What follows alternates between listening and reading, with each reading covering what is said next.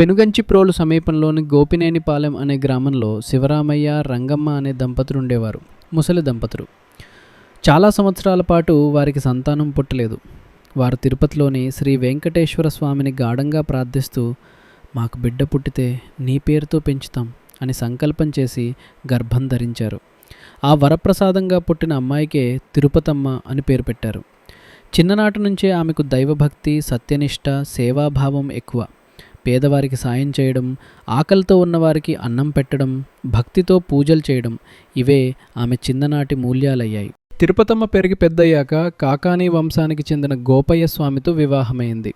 గోపయ్య మంచి మనసున్న, గోవుల సంరక్షణలో ఉండే వ్యక్తి.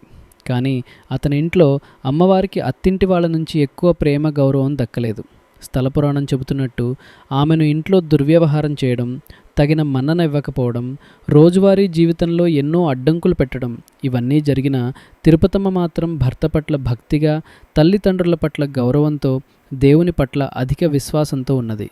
ఆమె మనసులో నేను చేసిన పాపాల వల్లే ఇది వస్తోంది, భగవంతుడు పరీక్ష పెడుతున్నాడు అనే వినమ్ర భావమే ఉండేది. ఒకరోజు గోపయ్య ఎన్నో గోవులతో సహా ఉత్తరారణ్యం అనే అడవి ప్రాంతానికి వెళ్తాడు గోవుల మేత కోసం. ఆ ప్రాంతం చాలా సుందరంగా, పవిత్రంగా ఉంటుంది.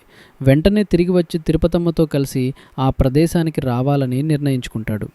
ఆ అడవిలోని పవిత్రతతో, అక్కడ ప్రశాంతతతో కలిసి భద్రాద్రి రాముణ్ణి దర్శించుకుని తిరిగి గ్రామానికి వెళ్దాం అని అనుకుంటాడు.